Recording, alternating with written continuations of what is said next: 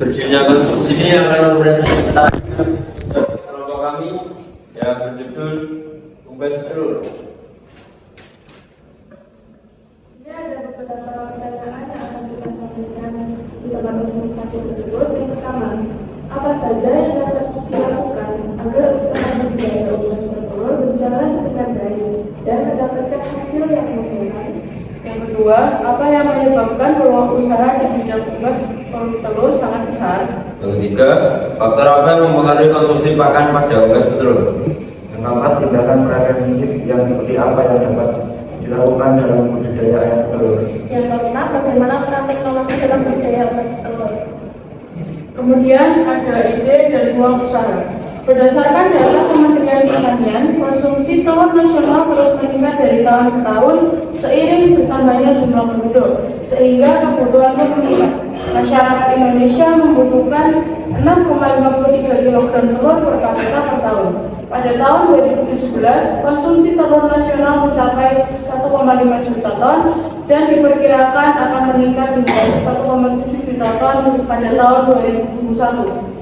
Peternak ayam telur memiliki beberapa keunggulan dibandingkan ayam pedaging, yaitu dalam hal memberikan pendapatan yang lebih stabil dan masa produktif yang lebih lama. Ayam telur cenderung memberikan pendapatan yang lebih stabil karena telur bisa dihasilkan setiap hari. Lain halnya dengan ayam pedaging yang perlu menunggu siklus setidaknya 35 hari. Soal masa produktif, ayam telur bisa terus menghasilkan telur untuk jangka waktu yang cukup lama, yaitu sekitar 1,5 hingga 2 tahun. Puncak produksi biasanya dapat dicapai sekitar minggu ke 90. Selama masa produktif tersebut, kamu bisa mengambil telur setiap harinya. Hal inilah yang membuat bisnis ayam petelur layak untuk dikembangkan. Keuntungan lainnya yaitu ketika ayam sudah tidak mampu memproduksi telur lagi, ayam tersebut bisa dijual untuk dimanfaatkan dagingnya. Sumber daya yang dibutuhkan. Yang pertama adalah dua perlengkapan pakan dan air. Yang ketiga sarana pencahayaan. Yang keempat ventilasi udara. Yang kelima peralatan pengontrol suhu. Yang keenam sarana sanitasi. Dan yang terakhir sarana untuk pembelian. Administrasi. Harga jual produk adalah sejumlah harga yang digunakan kepada konsumen yang dihitung dari biaya produksi dan biaya lain di luar produksi, seperti biaya distribusi dan promosi. Metode penghitungan harga pokok produksi dapat dibuat dengan dua pendekatan, yaitu full costing atau memperhitungkan semua unsur biaya produksi, dan variabel costing, memisahkan perhitungan biaya produksi yang berlaku variabel dengan biaya tetap. Pemasaran yang dilakukan di peternakan tersebut masih dilakukan dengan cara perdagangan.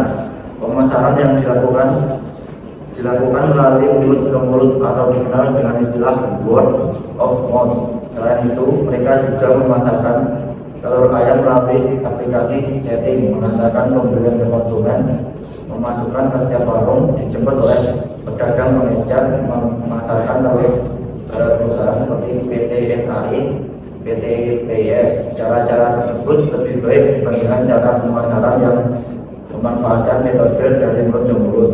Akan tetapi cara pemasaran yang menjual dengan ecar atau langsung ke warung pun memiliki kekurangan, antara lain banyaknya saingan yang memasukkan ke warung tersebut. Menjual ecar membuat distribusi lebih sulit dan lama, dan tentunya menjual ecar memperoleh margin yang Modifikasi. Kandang baterai dalam peternakan unggas ayam sendiri merupakan sistem yang menempatkan ayam dalam sebuah kandang kandang berupa susunan garis dan kolom yang identik, ditumpuk, disusun atau dihubungkan bersama dalam satu kandang. Lewat susunan tersebut, maka wujudnya nampak seperti susunan baterai. Terdapat beberapa hal yang diyakini menjadi permasalahan dalam praktik kandang saat ini, baik dari segi kesehatan dan dari segi ayam, sehingga potensi penyakit mewabah yang ditimbulkan. Kandang yang sempit diyakini dapat membuat mereka mengalami tekanan psikologis, trauma, penggantian kulit secara paksa akibat situasi yang tertekan, hingga penyakit osteoporosis. Namun, ada yang menetapkan metode alternatif, yakni berupa Kenal juga dengan experience term atau average age. Jika ditumpuk dalam satu panel ayam-ayam tersebut justru dibebaskan di lahan terbuka atau jika ditempatkan dalam kandang. Karena berukuran lebih luas dengan sejumlah area khusus untuk berbagai kebiasaan mereka seperti bersaraf, menanam telur, dan lain-lain.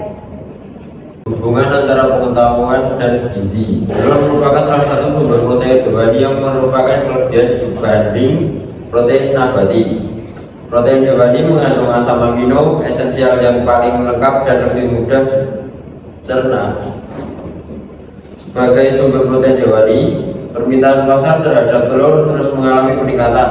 Selain tingkat kesadaran masyarakat untuk memenuhi kebutuhan gizi, peningkatan permintaan pasar terhadap telur juga dipengaruhi oleh berkembangnya variasi menu makanan berbahan telur dan memberikan peluang yang semakin besar untuk melakukan usaha budidaya unggas telur.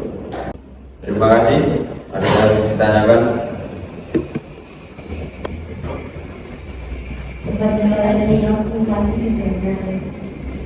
Insya Allah rencananya di Klaten di pertengahan bibit.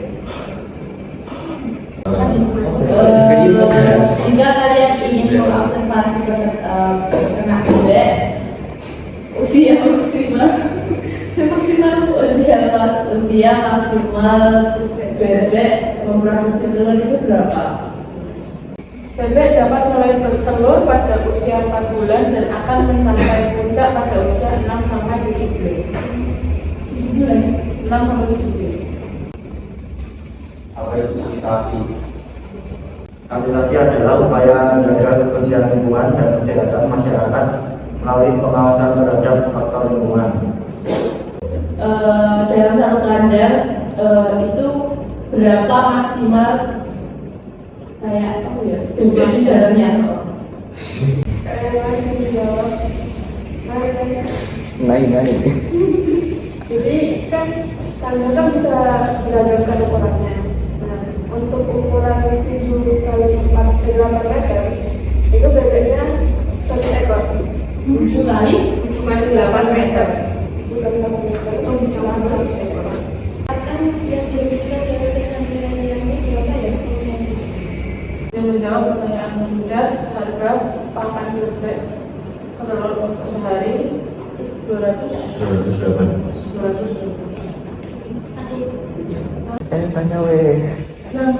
Tanya apa manfaat bebek itu sering dilepas liarkan atau diumbar?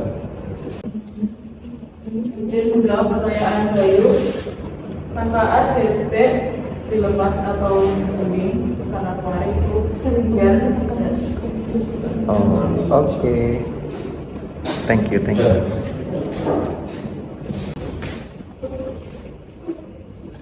Sekian dari kelompok kami. Bila ada saran yang mau dilakukan, Wassalamualaikum warahmatullahi wabarakatuh. Waalaikumsalam warahmatullahi wabarakatuh.